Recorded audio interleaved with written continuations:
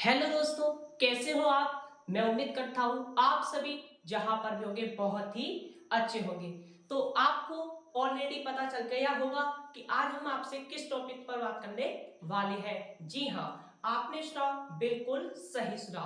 तो हम बहुत इंपॉर्टेंट टॉपिक है आज का, जो कि क्लास 9 और 10 क्लास के बच्चों के लिए बहुत ही इंपॉर्टेंट है। तो आज हम बात करेंगे कि बहुपद के प्रकार के बारे में। जी हाँ, हमने बहुपद के बारे में पहले बात की थी और बहुपद किसे कहते हैं ये हमने सिखाया था। आज हम बात करने वाले हैं कि बहुपद कितने प्रकार के होते हैं। तो चलिए करते हैं बिना किसी देरी के वीडियो को स्टार्ट। देखिए बच्चों, यहाँ पे लिखा हुआ है बहुपद के प्रकार। किस टॉपिक पर बात कर रहे हैं? बहुपद यानी कि पोलिनोमियल। ये जो बहुपद के प्रकार है ये दो प्रकार के होते हैं। एक होता है हमारा पदों के आधार पर और एक होता है हमारा घातों के आधार पर। मैं फिर आपके सामने एक्सप्लेन कर रहा हूं। एक होता है पदों के आधार पर और दूसरा होता है हमारा घात के आधार पर। पदों के आधार पर देखते हैं पहले कितने प्रकार के होते हैं। देखिए, पहला होता है हमारा एक पद बहुपद, यानी जिसको हम एक पदीय बहुपद भी बोलते हैं।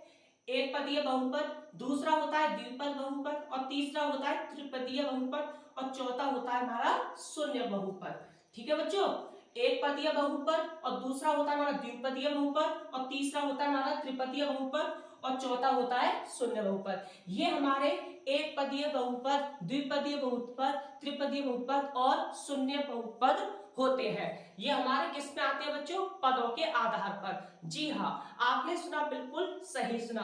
तो मैं आपको जैसे मैं समझाता हूं कि एक पदीय बहुपद क्या होता है। देखिए बच्चों, एक पदीय बहुपद वह बहुपद कहलाता है जिसमें केवल एक पद हो। कितना पद हो बच्चों? एक। जी हाँ, जैसे मैं आपके सामने यहां पर लिख रहा हूं, जैसे मानो जैसे कि 3x है, 4x है, 5y है, etc बहुत सारे हो सकते हैं। तो इनको एक पदीय बहुपद कहते हैं जिसमें हमारा एक पद हो। अब आइए द्विपदीय बहुपद क्या होता है। द्विपदीय बहुपद होता क्या है? ऐसे बहुपद जिसमें केवल कितने बहुपद होने चाहिए बच्चों? दो पद होने चाहिए। जैसे 2x+1 ये एक पद है और एक ये रहा, तो ये बन गया द्विपद। जैसे 3x+2 बहुत सारे होते हैं, etc। ठीक है बच्चों, तो आपको ये समझ में आ गया होगा। अब करते हैं हमारा त्रिपदीय बहुपद। ऐसे बहुपद जिसमें हमारे कितने पद होने चाहिए? तीन पद हो। जैसे कि जैसे 4x² + 5x+ या 2x² + 3x+2 ये हमारे तीन त्रिपदीय बहुपद है, यानी कि तीन पद। जैसे देखो, एक पद ये हो गया और एक पद ये हो गया और एक पद ये हो गया। बहुत सारे हो सकते हैं, इसलिए हम यहाँ पे etc लिख रहे हैं। ठीक है बच्चों, अब आता है शून्य बहुपद। जैसे कि मानो यदि मैंने लिखा x², मैं इसको थोड़ा ऊपर लिख रहा हूं ताकि आपको दिखाई दे। जैसे मैंने लिखा x² + x² + x-0।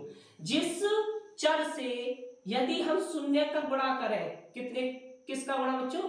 शून्य से गुणा करें, यानी शून्य से, तो वो हमारा कौन सा बहुपद बन जाता है? शून्य बहुपद। कौन सा बहुपद बनता है बच्चों?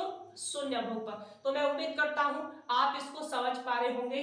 तो देखिए, ये हमारा जो हमने आपके लिए समझाया बच्चों, ये हमारा क्या हो गया? शून्य बहुपद हो गया। तो मैं उम्मीद करता हूं आप इस बात को समझ पा रहे होंगे। अब हमने पदों के आधार पर बात की और आपको मैंने जैसे मैं बताया आपको ऑलरेडी समझ में आ गया होगा। चलिए अब करते हैं घात के आधार पर बहुपद हमारे कितने प्रकार के होते हैं। देखिए, घात के आधार पर बहुपद हमारे हमने चार लिखे हुए हैं यहाँ पे। जैसे रैखिक बहुपद, पहला रैखिक बहुपद होता है, दूसरा द्विघात बहुपद होता है, तीसरा त्रिघात बहुपद होता है और चौथा हमारा अचर बहुपद होता है।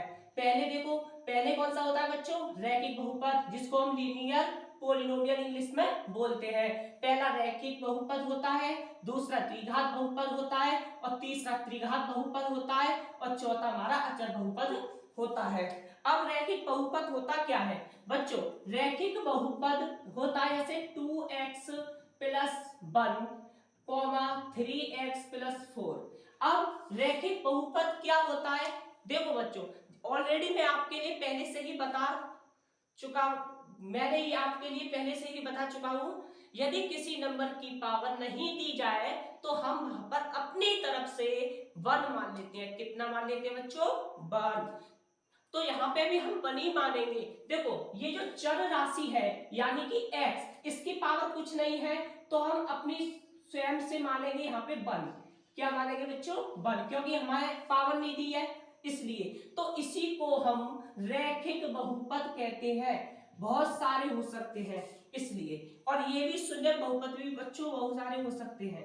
ठीक है, इस तरीके से हम रैखिक बहुपद को पहचानते हैं। जिसकी पावर 1 होती है हम उसे रैखिक बहुपद कहते हैं।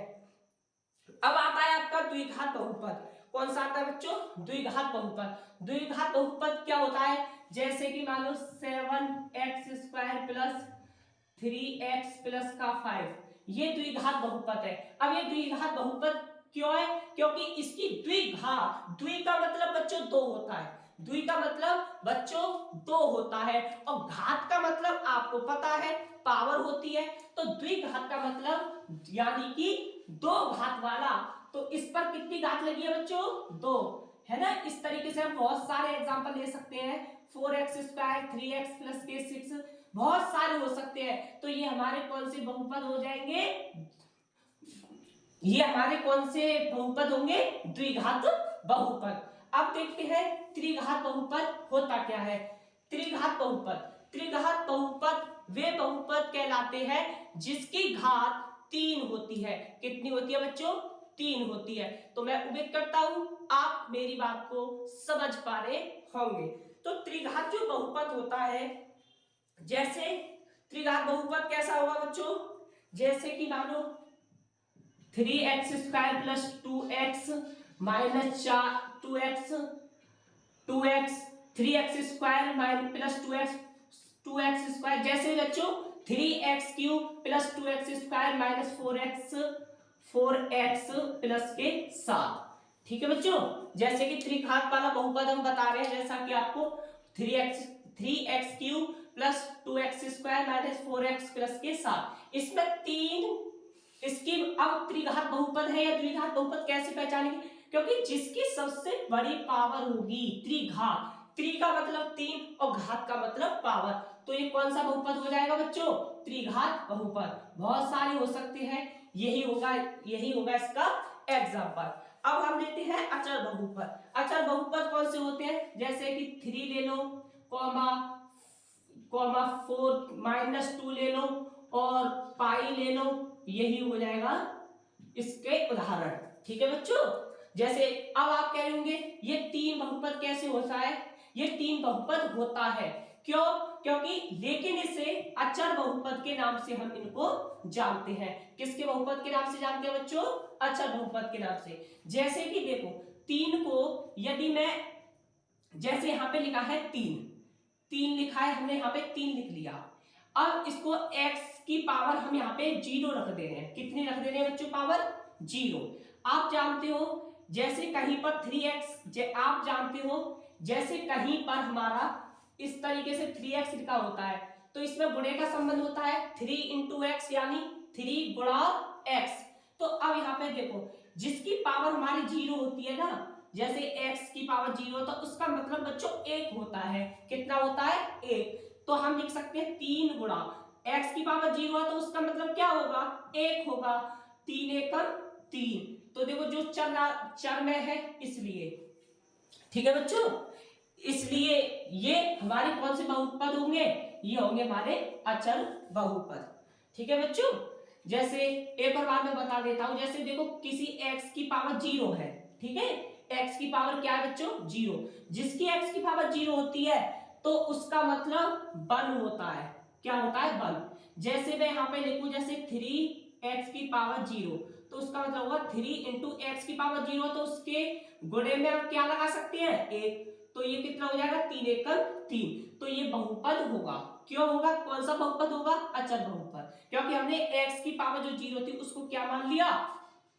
1। और माना भी नहीं है हमने, ये तो होता है यदि किसी की पावर 0 हो तो वहां पर हम 1 लगा देते हैं। तो आपको कैसी लगी ये वीडियो मुझे कमेंट बॉक्स में लिखकर जरूर बताएं, और आपको यदि इसमें कोई परेशानी हो तो मुझे कमेंट बॉक्स में भी लिखकर जरूर बताएं।